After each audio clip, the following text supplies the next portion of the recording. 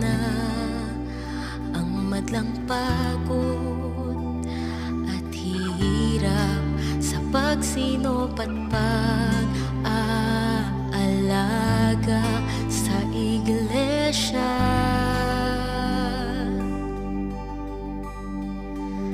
Laging tayo ang laman ng panalangin ng namamahala,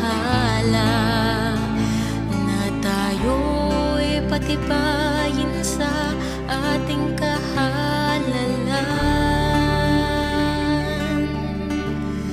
Dama natin kaniyang pagmamahal, pagmamalasakit at pagpapagal.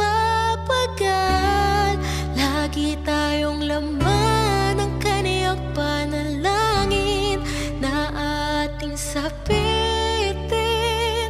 yung tunay nating tahanan.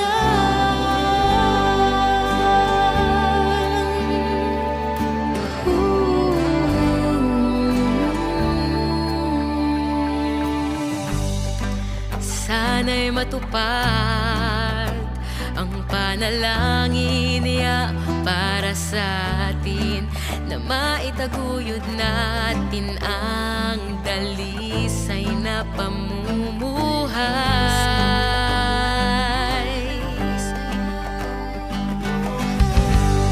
Pagtibayin pa natin ang ating paninindigan sa paggawa ng magbibigay kasiyahan sa Ama.